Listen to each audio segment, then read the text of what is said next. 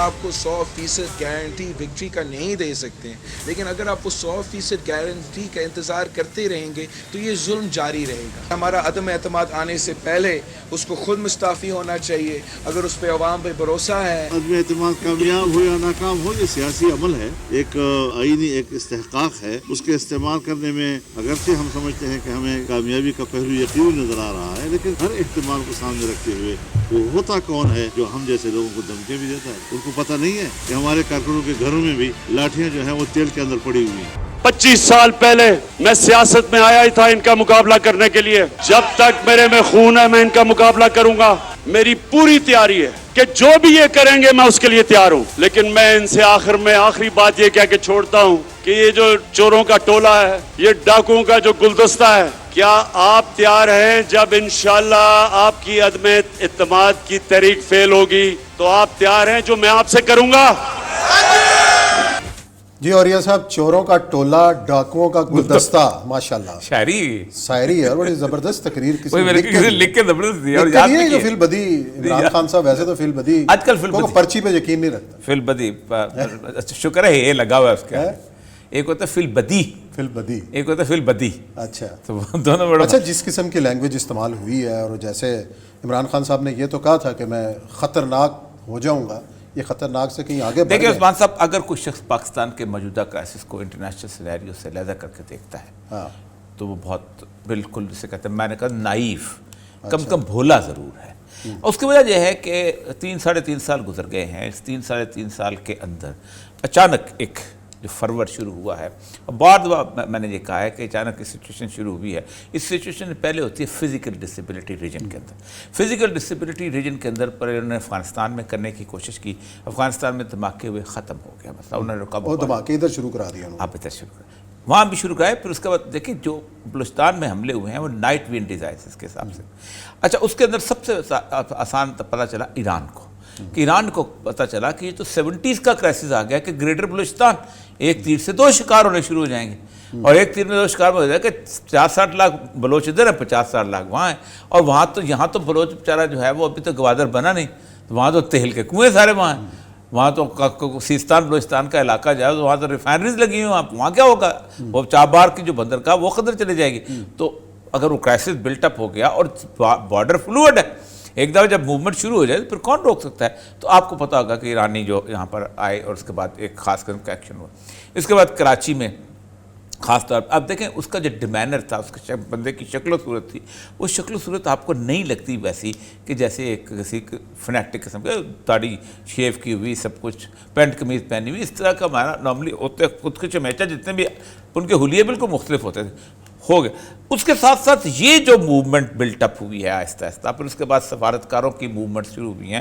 کبھی سفارتکار ایسے political turmoil میں ملتے ہیں، پہلے بھی ملتے رہے، عمران خان صاحب سے بھی ملتے رہے، عمران خان صاحب سے جب ملتے رہے ہیں، امریکی سفیر بھی ملتے رہے، امریکی سفیر بھی ملتے رہے، جو آج امریکی سفیر عمران خان سے بیرزی نے بڑی مزیدار بات کی تھی کہ جب 2011 کا جلسہ نہیں ہوا تھا تو کہتی اس سے کوئی سفیر نہیں ملے گا، وہ واقعی نہیں ملے تھے۔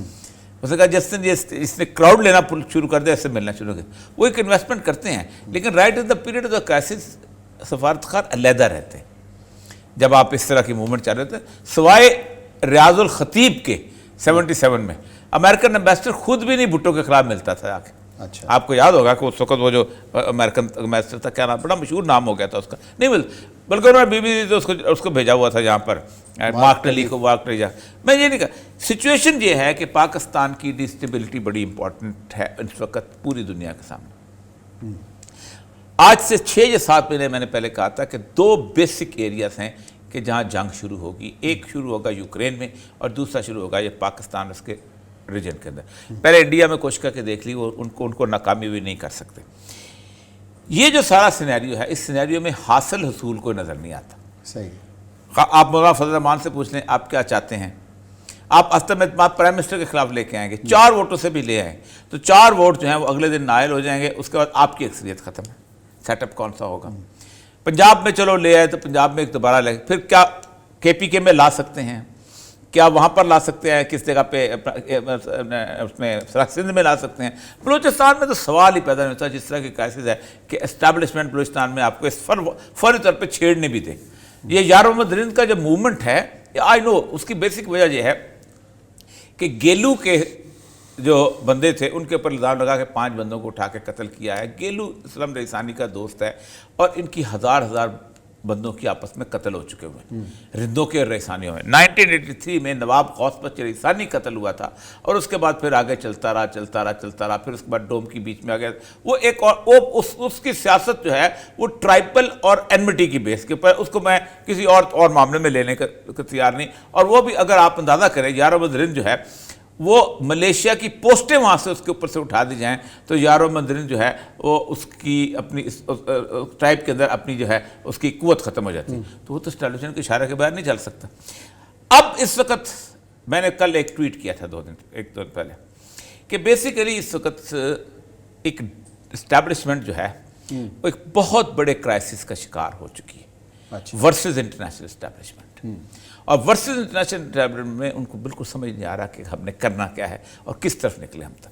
इस वक्त उन्होंने एक ढील का वक्फा दिया हुआ है। आपको पता है कि इस वक्त जो मौलाना फजल रहमान ने भी बात की कि इंडिविजुअल लेवल पे किसी ने अगर फ़ोन किए हैं तो उनको डांट पड़ी है।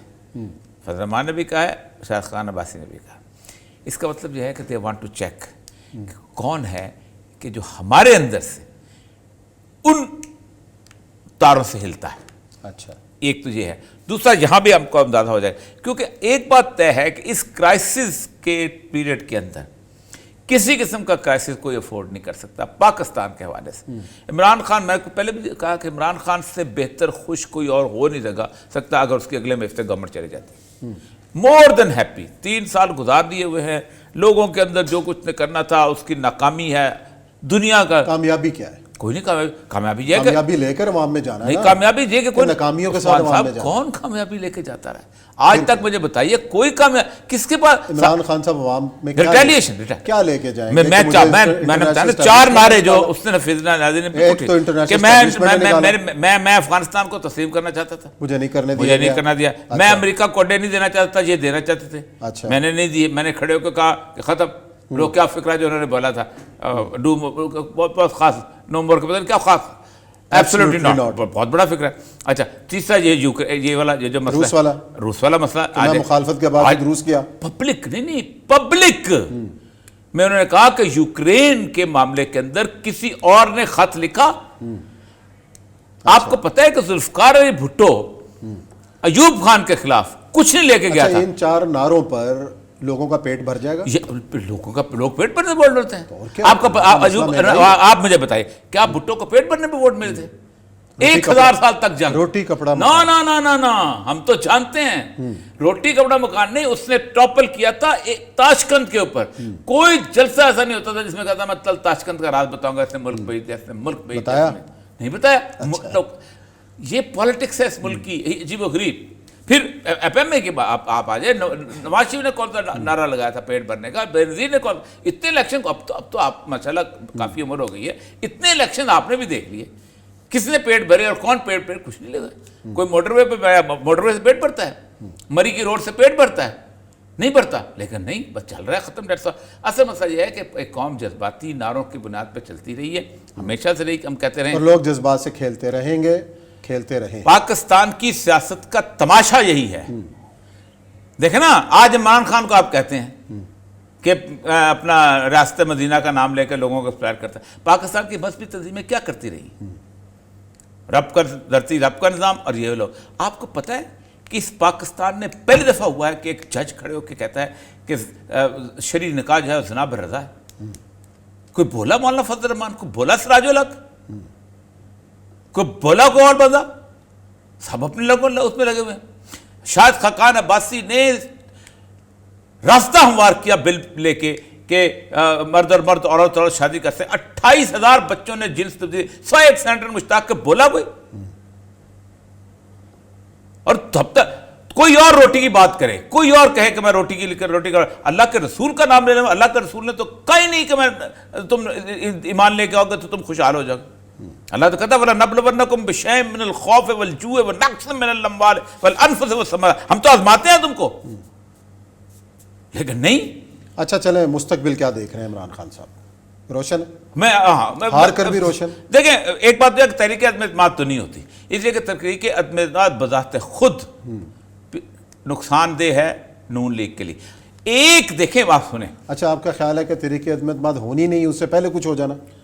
नहीं कुछ नहीं होगा। इमरान खान साहब नीचे कुछ हो जाएगा, नीचे क्या हो जाएगा? जो क्या हो जाएगा? सुन तो लेना, अच्छा, जो चाहते थे ना जिसको तब्दील करना उसने हो जाना।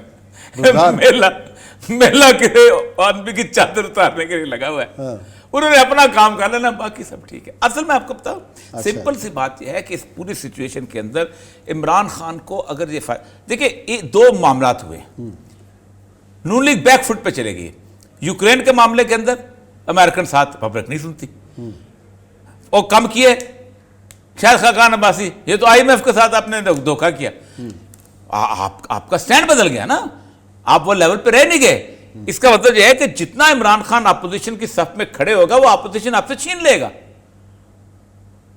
और ये सबको समझ आया। ये उन्होंने सर, ये उस्मान साहब, ये उन्होंने मेला लगाया हुआ है, एक बंदे की चादर छीननी है।